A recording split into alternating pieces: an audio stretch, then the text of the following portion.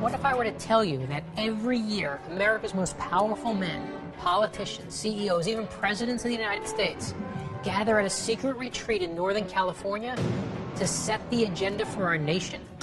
In 1878, the Bohemian Club held their first retreat at a place called the Grove. Over the years, the all-male, invitation-only retreat has included everyone from Walter Cronkite to Warren Buffett. I've heard all kinds of crazy stories about what happens at the Grove, from the origins of the Manhattan Project in 1942 to the determination of presidential candidates since 1900, even that the roots of the United Nations came out of talks at the Grove. But the members of the Bohemian Club simply do not talk about what goes on, so the speculation is endless. Only the members know what the truth is. But if you tell me that FDR, Eisenhower, Nixon, Reagan, Bush, and Clinton are all members of the same secret organization, I want to know what this group is all about. I'm Brad Meltzer. I spent my life collecting stories. The best include signs, symbols, and codes. Secret meanings that are hidden in plain sight. Some have become the basis for my novels, but I've only scratched the surface of what's out there. And now, history has given me the resources to investigate the rest. This is Decoded.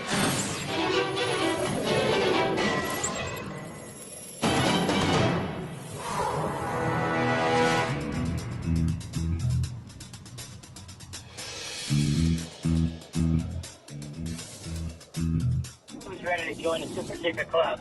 Hey, what's up, Brad? I am. You are going to one of the most secret, exclusive places in the entire world, to the home of Bohemian Grove. The question is, what is going on in this place? Yeah, that is the question. And the most amazing part is, Max, is whatever is going on, you'll never find out because there's no women allowed in the place. Oh, come on! Do they know what year it is? Maybe it's the world's best funded frat party, but you know what I care about most? Is that no reporting comes out in there, they won't tell you what goes on, and no one's allowed inside. And you know what that means? I want to go inside. Exactly. However you slice it, these are some of the men who make the biggest decisions in America. And they're meeting annually in the California woods to discuss the future of our country. Not only that, but they're extremely vigilant about keeping outsiders away. People have tried for years to infiltrate this group with almost no success. So maybe it's just summer camp for rich people, but even if it is, why keep it so secret?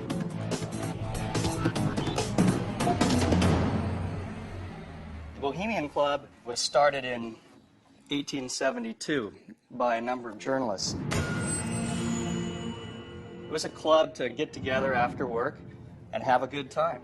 Pretty soon thereafter, it started to change its character as it let in non-artists, just patrons. Patrons who had money, and artists usually need money. Did they sort of take over and change the flavor of this thing? Let's take the motto of the club, "Weaving spiders come not here," from Shakespeare's Midsummer Night's Dream. And that was originally the motto for an intent to not bring your business here. Weaving spiders come not here. Yeah, don't come here and make deals and weave. Okay. You know?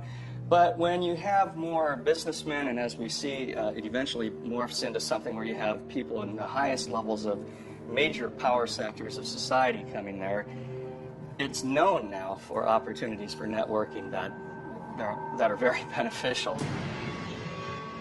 You know, I'm not much of a conspiracy theorist, but I think when you've got the most powerful people in the world, the most powerful, influential men who won't let anyone else know exactly what's going on, gives a little cause for concern. Craig, how come we can't go there? If we just wanted to go in to check it out, why wouldn't we be able to?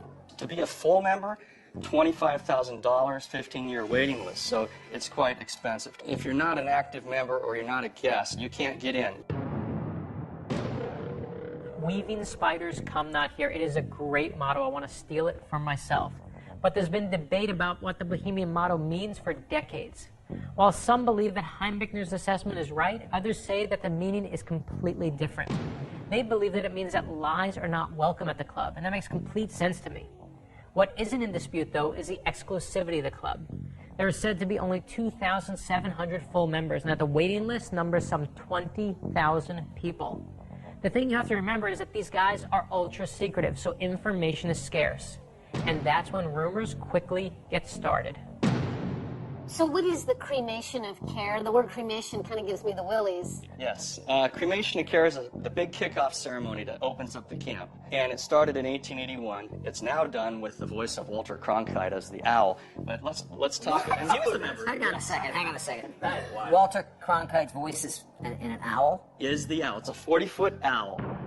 It's huge. It's at the owl shrine in the lake. And what they do is they get together, they're in red robes. Matter-of-factly. Yes, I'm Walter I mean, Cronkite. you have to do this matter-of-factly because it's just too much red material. But there's a huge ceremony, a lot of ritual, and what they talk about is cremating care, the dull care of the world. So they're going to go into this big party and they're going to kind of put their conscience and their worries aside, so to speak. They end up investing care, all their cares into this coffin, and this it's burned actually, so at the foot of the owl, and there's a lot of cheering and all that sort of thing when it happens. When you say partying for 2 weeks, though, I still would love to know what that looks like. All right, what it looks like, well, you have people peeing against redwood trees, getting naked. You have fishnet stockings, people in drag, Elvis impersonators. You have a lot of crazy stuff going down. It's like Was J. Edgar Hoover a member? William Casey was a member. It's like a barbecue at your house. Yeah. This is my kind of party. Cross-dressing, urinating. Get on the list. You got 25 grand. These are the people who shape the way we think, what we purchase, whether we go to war. How our Right? taxes are spent. That's right. Who's elected? That's right. So what about infiltrating the Grove? It's pretty tough to do now. Security's really tight there. You can't just walk in. That doesn't mean we won't try. Just in case you want to know more. You tell her something she can't do, she wants to do it. We all know that secrets are hard to keep, so it amazes me that these guys have been able to do it so well for so long. Now, there are some things we do know about the Bohemian Club. The owl, which is their mascot, is said to represent their thirst for knowledge of all things. The origins of the name Bohemian are also extremely interesting and not what you think. The patron saint of the club is Saint John of Nepomuk. He was a 14th century Czech priest who was the Queen's confessor. Saint John was martyred when he refused to divulge the secrets of the confessions to the king, and the original name for the area that became Czech Republic was Bohemia. All right, well, we should just chat with some Let's stop folks. here. The coffee shop. Information happens at coffee shops, right? Hello. We're trying to find out a little more about the Bohemian Grove. Do you know if it's around here or anything about it? Jess doesn't want to talk to you. Apparently not. We're just trying to find out about the Bohemian Grove and maybe how we can find our way there and get in. No way. Okay. Do you know anybody that belongs or anything like that? Yeah. Do you know anything about Bohemian Grove? Being local, there's a lot of people that work there and it's all hush-hush. Wait, so even the employees are sworn to secrecy? Probably. How do the locals feel about the place? I can only speak for myself. There's a song out that says, I don't want to gain the whole world and lose my soul. Really? You feel like those are the kinds of people that come to this? Absolutely. They have the whole world and no soul. Yeah. Okay, you might think that the locals are afraid to talk. Ooh, spooky, someone got to them. But maybe they're just playing this smart. Every July, there's a huge infusion of cash into this small little town, and the residents might not want to bite the hand that feeds them. Still, Buddy, Mac, and Scott need to find out the other side of this story. You know, it's weird. Only 2 weeks a year the thing is ongoing, and then what happens the rest of the year? I'm wondering how tight can security be on this place? Yeah, exactly. There's no one there now, so we should be able to get in. But here's the deal, guys. If there are no trespassing signs, we have to be careful, because if we pass those, we could end up getting arrested. But this is research. It's different. We're not trying to steal anything. All right, how hard can it be?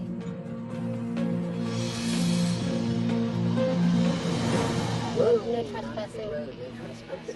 Violators will be prosecuted. Yeah, but on the other hand, there's a parking place up here, and the gate is not shut. Okay, you guys ready? We're gonna go for it. Just a little further.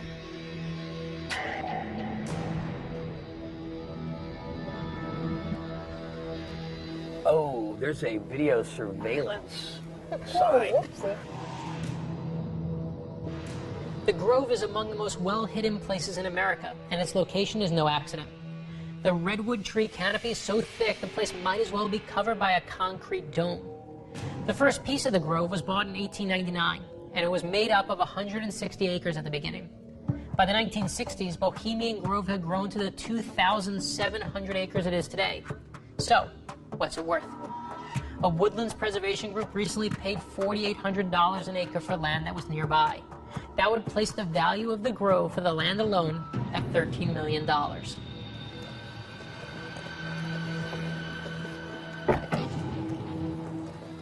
Private property. I'm Buddy. All right, I'm Good. Greg. Good to see you. Nice to meet you, Scott. Scott, nice to meet you. You can't take a look? No, it's private property. Are you a ranger? No, I work for the people that own this. We can't even just go right there and peek in. No. Seriously? Yeah. Okay. I mean, honestly, just why? How come? It's owned by a private group of people that don't want to have any cameras. Don't want us. No. How about just us without the cameras? No.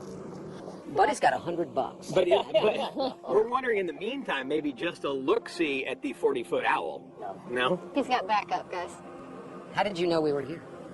Somebody told me. Oh, they did? They dropped the dime? A little owl? told A you? little owl told you? And are you going to now really, truly kick us off? Unfortunately, that's going to leave. Uh-oh. Okay, listen. Nobody's saying anything. We've obviously caused a little bit of a stir here. Yeah, that was weird. I mean, within minutes. They don't want us in there.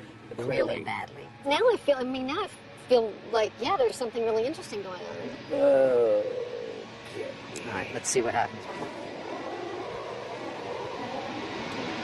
I think it's time for us to get out of here. What do you think? Okay, before everyone gets all uppity, this doesn't mean that the Bohemian Club members are trying to eat your babies. But it is a pretty good indicator of how the folks at the Bohemian Club operate.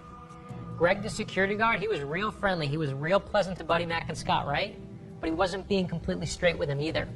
Before Greg came out to talk, he'd already called the local police on us. So, of course, Bohemian Grove, it's private property. They're well within their rights in preventing trespassers. But for the first time, we saw the iron fist that sits inside that velvet glove.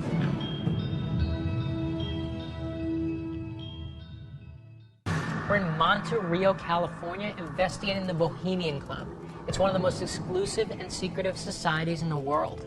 Every summer, the club holds a retreat at a place called the Grove. And many of the club are some of the richest and most powerful members of our country. We're talking about presidents, cabinet members, CEOs, generals, even Hollywood celebrities. The club has a strict policy of never revealing what goes on behind the gates of the Grove. So think of it like Fight Club for rich people. And you know rule number one of Fight Club. There are a variety of stories about what happens at the meetings, including decisions about, if you want to believe this, who even gets to run for president. No big surprise, we've already been turned away at the gates of Bohemian Grove. So now Buddy, Mac, and Scott are about to meet with Mary Moore. She's a local activist who's been protesting the club and the Grove since the early 1980s. I could care less if they're dancing around in tutus or having sex with each other, having sex with hookers. I don't really care. There are a few people on a global level that are pretty much profiting off of what a lot of other people are in misery about.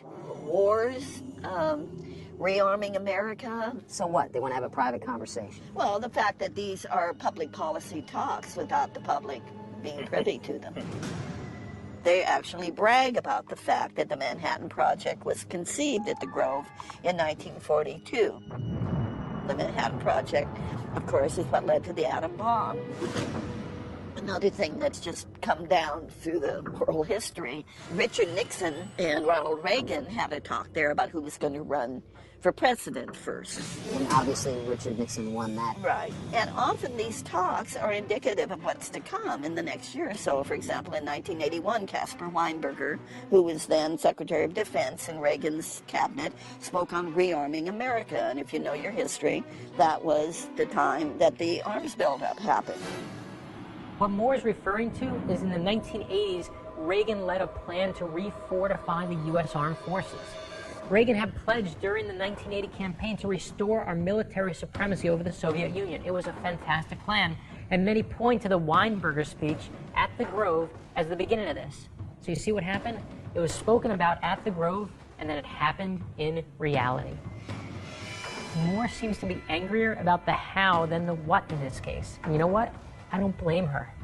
Okay, shouldn't these guys who are in charge of these things be talking about this stuff? I mean, Sure, like they should I've said all along, not that they care, make these lakeside talks public so we can know, what you're planning, and we'll go away. Turn it into a town hall meeting. Sure. Government, as we all know, does not operate the way we learned it in civics, at least the way I learned it in civics long ago. But public policy and policy-making decisions, they're made on golf courses, in country clubs. And everybody, again, and this is a golf course on steroids, and it happens to be extremely private. These are not, your soldiers in the military. These are the generals and the admirals. Several of them have spoken up there. These are the Republican presidents, the Fortune 500. Is it overstating things to suggest that the members of the Bohemian Grove are the people running the world? It's not like they're up there saying, what can we do now to make the world a horrible place? It's more of greed and power and ego, kind of run amok. Mostly they're getting drunk than all the things that they're infamous for. Mary has spent the last 30 years investigating the Bohemian Club, and you know why she cares about it? Because it's right in her own backyard. Oh, this is very cool. Okay, gosh, I don't know what to show you. These are the programs for the cremation of care for within the Grove. This is, again, smuggled out to us by some of the help. But you can see from the covers that they are very much open to interpretation. I would say. And it's why the cremation of care has taken up so much speculation. Mary, can I take that picture down for a second? Sure. So this is the cremation of care ceremony. Right. Oh, that's a real photograph of it? Photograph. Big deal. Look at the owl. The owl is That's huge. the Yeah, owl. Oh, it's a 40 40-foot stone owl. Wow. That's like God, It says bohos in drag. Since no women are allowed to be members up there, they put on plays every year. And they have to take the part of the women. Mary, what is this? This is a schedule of events. I think that's from '86. See, this is my proof that I can tell you who is speaking when and what their subject is. And that's what I've done here. I've just put 20 years on one piece of paper. Here's an interesting one. The topic was the problem of big government. I bet you would want to hear what that was about. I want to hear what all of them are about. I really would like to talk to somebody who's been inside. The secrecy that surrounds this thing is unbelievable. I mean, we've been to the CIA, and it doesn't seem like the security's as tight as it is at this place. What's interesting to me is it sounds like this cremation of care ceremony has been going on for over 100 years. It has to mean something, and I think it's worth finding out, what does it really mean? I want to know what it means. I want to know what multiple presidents are watching for over 100 years. See if we can find us another way in. Let's see if we can get in this place, because sometimes it's just a matter of asking the right person, but I really would like to get in. We're on it. We'll get back to you. To my knowledge, only one man has ever snuck into the Grove during their July event. In the year 2000, Alex Jones actually managed to covertly record the cremation of care ceremony. And while I want to hear how he interprets what he saw there, what I'm really hoping is he'll tell Buddy, Mac, and Scott how he got inside. Other members of the press have gotten in, but they've always been arrested and had their film confiscated. And in July of 2000, I snuck in and shot some hidden video, the only video to ever get out of the Grove. How did you manage to sneak in? I basically came to the main gate and crawled down through the swamp and then went up and got into the main parking area where they have these big open backed trucks that come in and take the members in. And I basically just climbed on to the truck with some other members, had a conversation with them, and then they stopped us at an internal checkpoint, and some security people climbed on, asking us what group we were with, and I knew enough about some of the club's names inside to tell them I was part of the Hillbillies, which is the Texas delegation, the Bushes and their friends. And your accent worked. And I gotta say, you kind of look the part. So Alex Jones actually sneaks into Bohemian Grove with a video camera, and he shoots the footage of what he saw. Legally, we're not allowed to show it to you because he broke the law and obtained it, but I've seen it, and it is pretty compelling stuff. Did you ever think you were going to get found out, Alex, while you were in there? Oh, the whole time. And I basically just sat behind a building on the grass for the next 2.5 hours or so. And then as it got dark, I then went out to witness the cremation care ritual. I'm wondering why you wanted to get in there in the first place. Well, I had begun to research Skull and Bones. Skull and Bones at Yale. Bohemian Grove is where they all get together. People love blaming things on Skull and Bones. The rumors run rampant about the legendary secret Yale fraternity. They've been accused of stealing the bones of Geronimo, Pancho Villa, and even our 8th president, Martin Van Buren. But none of that has ever been proven. The club taps members of the Yale junior class to join its ranks, and past members have included William F. Buckley, John Kerry, both Presidents Bush, and of course, the late President William Howard Taft. And it was William Howard Taft, the president, who came here to the Bohemian Grove, who of course was the high-level Skull and Bones member, who first began to talk about a world government, a League of Nations, which was then picked up a few years later by Woodrow Wilson. And so this whole system is their plan for a world government, and it is based on a Germanic death cult. And you've got all these world leaders, all these powerful people together before they have the ritual beneath these giant redwoods in this huge Hall of the Mountain King is what it's like. It's scary. You're talking about a new world order. You're talking about a big conspiracy about these people getting together and talking about stuff that's going to basically bring us all down, and we're still here. I know the direction these guys are taking us in. It's undemocratic. You've got all these CIA directors, attorney generals, vice presidents, presidents. Going to the Grove. You have the former German chancellor, Helmut Schmidt. He says, we have our own druidic groves in Germany. But my favorite place to go, and he calls it druidic, is Northern California. Groves have held a sacred place in the lore of Druids for centuries. This mysterious order of Celtic priests have performed both human and animal sacrifice in their groves in ancient England. And historically, similar orders, Romans, Greeks, Scandinavians, also all considered groves to be sacred spaces. What happened once the ceremony began? It was so creepy. I had snuck in, I'd seen the 40-foot stone owl. I'd seen the black altar in front of it during the day. Then as it got dark, to watch over 1,000 prominent people march down the little pond in front of this idol, and then to see the ritual unfold from there, I was thinking one thing: get the footage and get out of here. Some of the wealthiest and most influential men in the country are meeting to discuss some of the biggest ideas, not just in America, but worldwide. Are they making handshake agreements? Come on, I don't think U.S. presidents are meeting in secret to plot against us. But I do believe that there are people out there who would benefit from hanging out socially with a president. So the question is, how far would those people go? We're in California investigating the Bohemian Club. In the year 2000, Alex Jones actually managed to covertly record the cremation of care ceremony. Anyone could have busted him any second. It reminded me of that scene from Invasion of the Body Snatchers, where the non-body snatchers are trying to blend in with everyone else. When he gets to the spot where they do the cremation of care ceremony, though, it suddenly gets real dark. It's a scene that looks like a crowded amusement park at night. You know, when everyone's standing around shoulder to shoulder, waiting for the fireworks to start. As the ceremony begins, people are dressed in what look like long robes, like a monk would wear. They're carrying flaming torches. You start walking on and off some sort of stage set in front of this giant owl. What are we seeing here? I mean, it looks like a cross or something? That's a person. It's a herald. And he's saying, for behold, here is Bohemia's shrine, and holy are the pillars of this house. This is their temple, these redwoods. And while all this is going on, a black carriage comes out, an old-fashioned hearse led by horses, and there is a body in effigy there. The owl is saying there's only one goddess that can help us, only one true deity. And they bring fire, and then the owl starts speaking to them, saying, you've got to burn dull care, and it's an effigy of a child-sized human figure. So then Care says, no, you're not, and a thunderbolt is thrown down. And what looks like a comet shoots through the air and at the stage. Alex says it was an elaborate pyrotechnic show, and that was it. That was the cremation of care ceremony.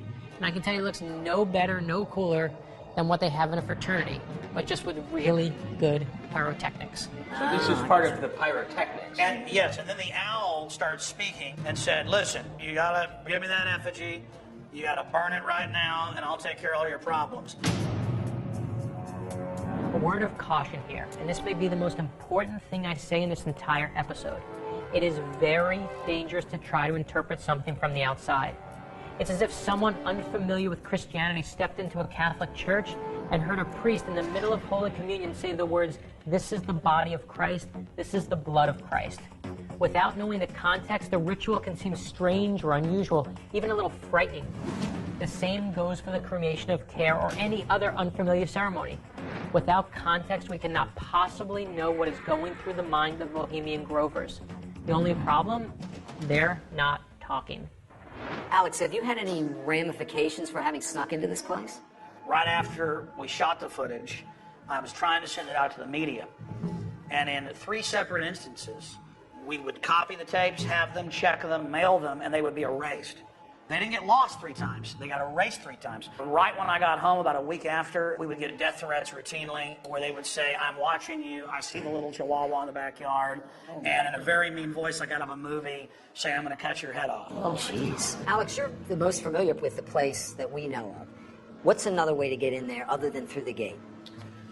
Well, they do arrest people if they trespass. I mean, it happens all the time. It is a high surveillance area. I saw a lot of cables going up into the trees and saw cameras all over the place. And the security, since I snuck in, it massively increased. You might be able to get in a little bit, but if you actually try to infiltrate all the way in, the handcuffs are going on you. If we try to go in there, would you go with us? Oh, yes. This will be my 5th time being there, and I know exactly where it is. I mean, I can lead you right to it. But if you guys want to go in, the risk is up to you. The Bohemian Club didn't become exclusive just by being secretive. In fact, I'm fascinated by all the people who are members. This membership list is closely held and very few people have access to it. Well, you know why they call this show Decoded? Because we actually managed to get the list through an anonymous source. And it reveals quite a bit about the makeup of the club.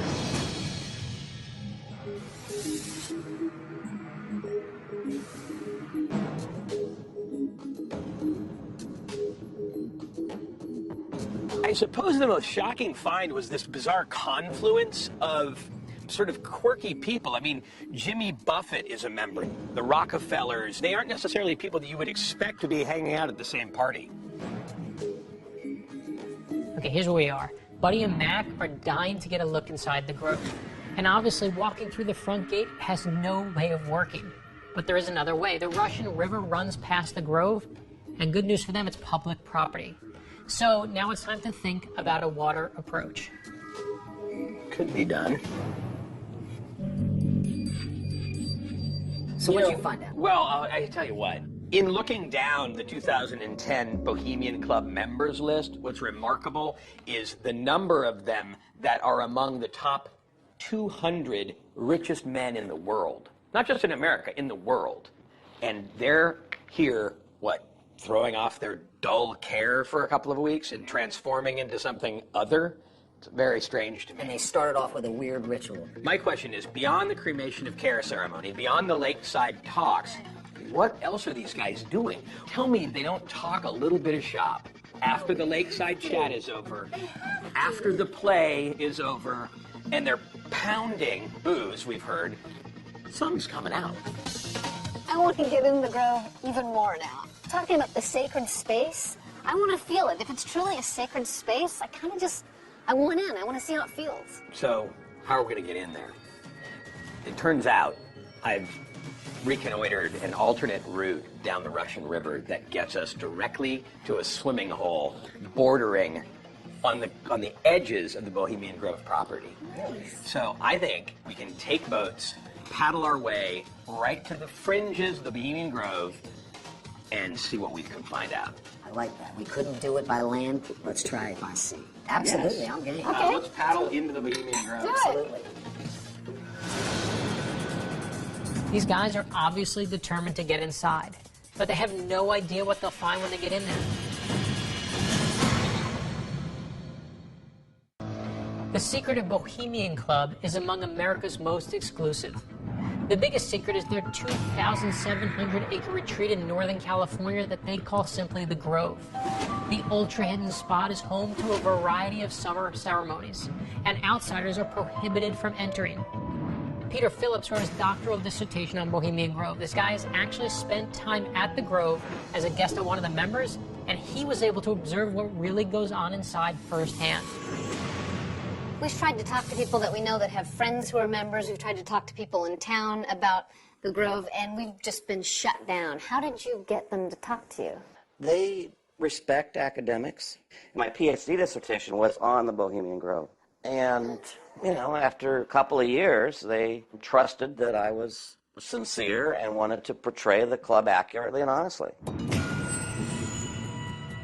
I studied the Bohemian Grove for 2 years, collecting data, and actually visited the Grove in '94 as a guest of the Silverado Squatters Camp, and spent 3.5 days there. I remember a fellow dressed up like Mark Twain, and he was doing readings. There were plays, there was poetry readings, there was music throughout the camp at various groups and bands. You could walk in and there'd be banjo players singing. So it was a lot of fun. Do you think they're making decisions there that impact all of our lives? Oh, absolutely. Or they're in the position to.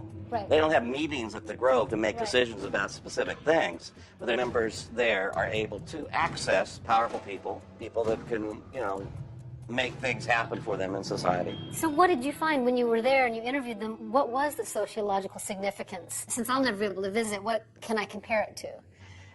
The same men go every year and spend 2 weeks together, and there's an intimacy there that they call the spirit of Bohemia. You know, they really cherish that. So there's a personal privacy. So when they have this cremation of care ceremony, they're honoring the intimacies that they find there. So what's really happening here? Is this good for these guys? Is it good for us? It's a concentration of powerful people in one place at one time. Are they doing anything nefarious? No. Right.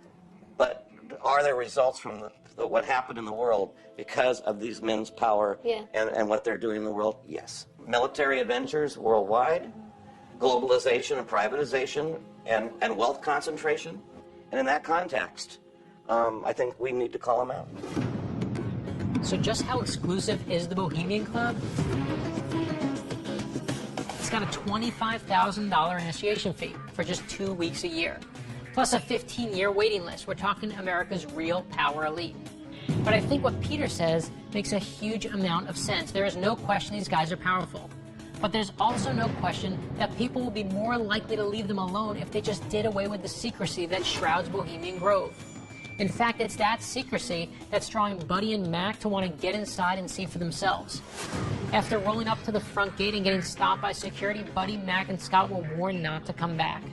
And I have to tell you, I'm not sure if it's smart, but if they do get inside, you better believe I want to know what they find.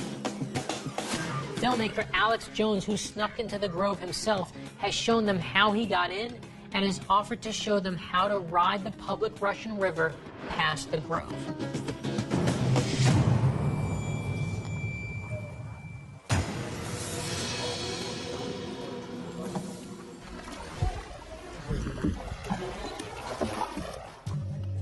Now, this is a famous river. It empties out to the ocean, and you had a lot of Italian, Russian, German, Spanish immigrants here. And when the railroad came here in the 1890s, that's when the elites of the East Coast began coming out here, and they developed what is now the Bohemian Grove. So who has what rights when a public waterway flows through private property? First of all, anyone has the right to be on the river. That's not an issue, because navigable rivers and their banks are held in public trust. The tricky part is what happens when someone steps onto the riverbank. The courts have ruled that the boundary between public rivers and private property is what they call the ordinary high watermark. But Buddy, Mac, and Scott have no way of knowing whether it's higher than usual. So to know when they're trespassing will be anyone's guess. Here's the question. Will there be cameras near the swimming hole? When I snuck into Bohemian Grove a decade ago, there were cameras and motion sensors everywhere. and they knew we were coming. Really? Yeah. So I don't know what's going to happen. We thought we were in really good shape going in this weather. It's pouring rain. I can't imagine anybody's even standing outside expecting anybody to come. You could see it from that one observation point, right? Oh, this is it? Yep. Okay, everybody ease up. Everybody ease up. Let's go to the left, buddy. Everybody Buddy, stop. left. Stop paddling. Why aren't we going to... Listen, I don't see a no trespassing sign, so I don't think we're doing anything wrong by landing these boats right now.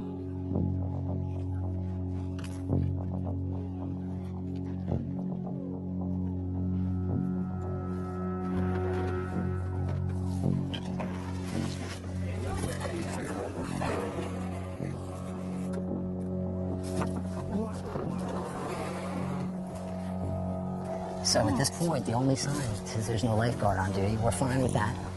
Here's the deal with the no trespassing sign. If you didn't see it, it's not posted properly. So if you end up going up over here and you didn't see it, you didn't see it. Did you see it? I don't see one. Let's go. We're going to go off and take a look at the woods. I'm going to go up there. You go up, there's a bridge across, and you're in the main area. Okay.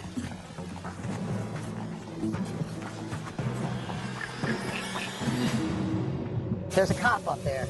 There's a cop up there. Hey, go, go, go. Go. Go, Alex, get out here.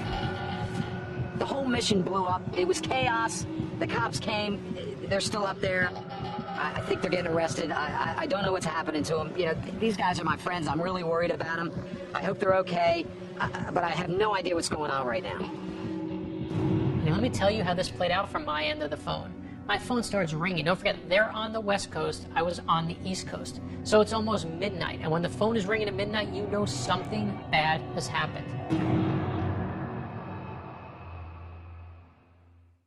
We're in Northern California looking into the Bohemian Club and their ultra-secretive retreat, The Grove.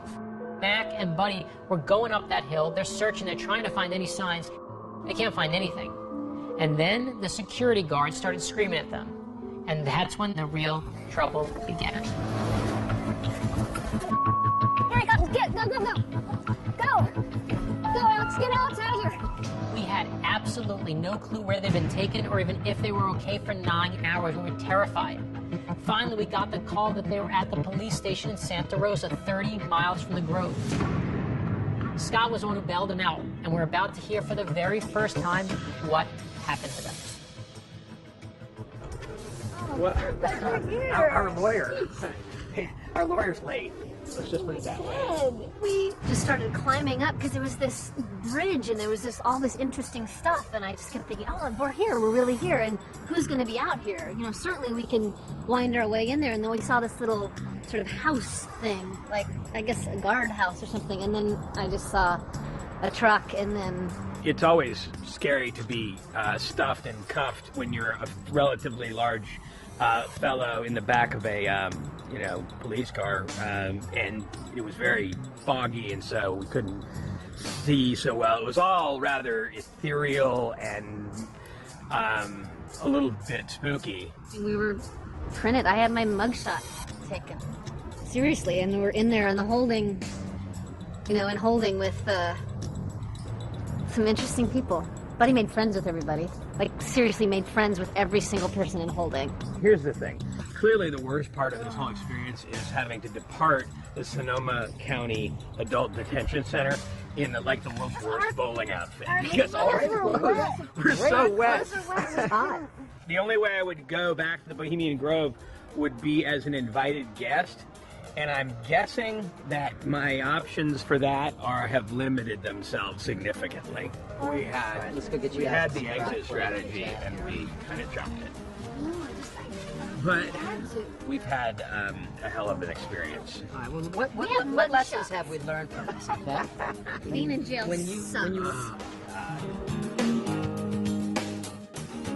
Buddy and Mac clearly paid a heavy price for their curiosity. Without endorsing breaking the law, I do understand why they did it. When you shroud something in secrecy, people are going to want to rip back the curtain and know the truth.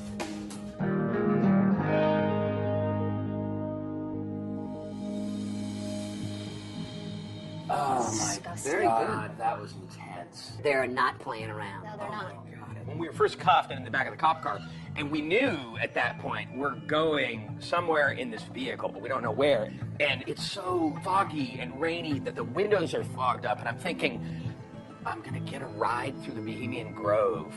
And I just leaned over and started just rubbing my cheek against the window to get a little view out. It's kind of pathetic, you know? Well, and at that point, we had done little hand signals I was saying, you look out that side, I'm looking out this side, because at least we might need to know our way back. And they were hauling ass through the They forest. didn't want us to see it. But see, that was the scary part for me, is I had no idea what was happening to you guys. And frankly, with some of the creepy stuff we've heard, I really didn't know. I did start to think, as we get further and further into the forest and down dead ends and stuff, I thought Might you never be heard from again? I don't want to sound paranoid, but that was a thought. Great writers like Henry David Thoreau pushed things and broke rules in the interest of learning more about our own society, our own culture. And so I think we did a little bit of that on this trip. They were both extremely brave, Brad. They had their game face on. It took a while, but we got them out, and we are ready to get back on mission here. Did they charge you with anything? Yes. Trespassing. And everyone is truly okay? Oh, yeah. Yes, I'm scared straight, basically. Listen, this is what happens when you're doing the things that we do. And we get knocked down, and we get back up again.